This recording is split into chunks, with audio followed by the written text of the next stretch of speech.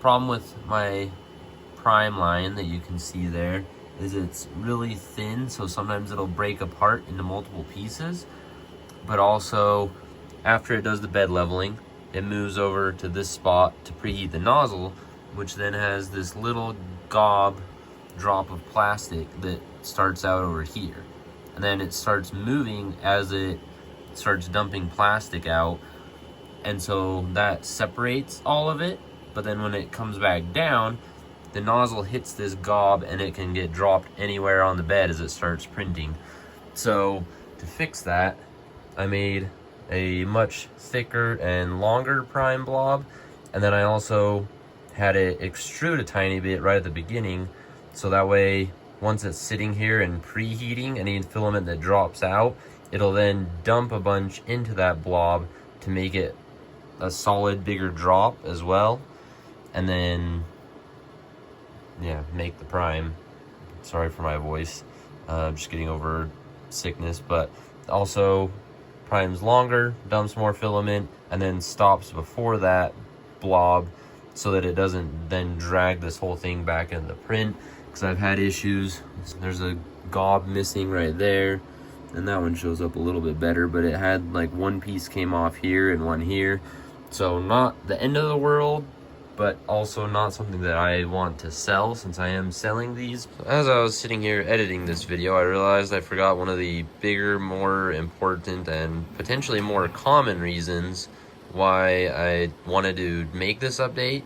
So oftentimes, this little blob right here, like I mentioned, it'll come off and land somewhere in the middle of the print, but the issue is sometimes that blob gets drug out here or into the second layer, and you happen to have a travel move that runs right across it, and that'll then rip up, and what looks like a warped part is actually just that blob getting hit by the nozzle and peeling it, and then you get layer 2, 3, 4, and it peels worse and worse and then rips the whole thing off the bed.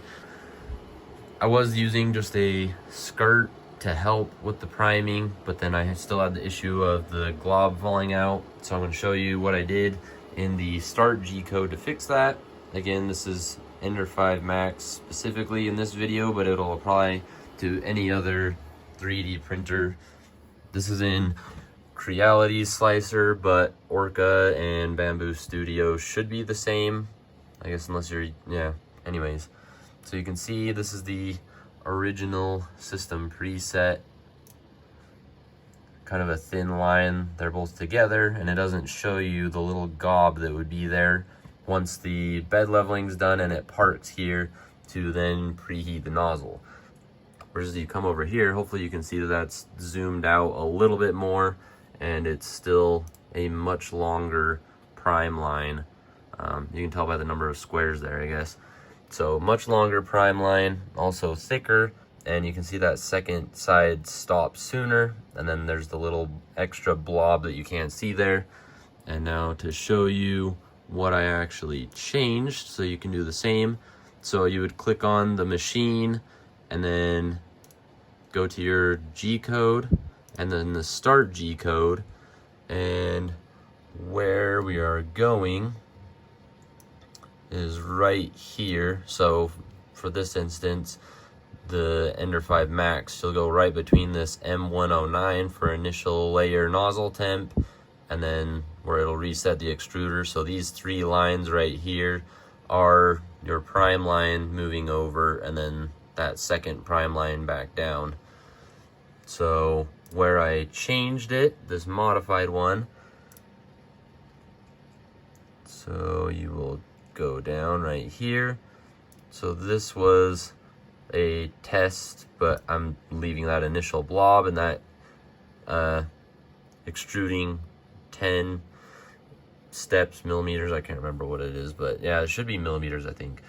So that 10 extrusion did make a nice small blob, and then I just upped both of these by 10 on top of my previous test as well to make those lines thicker.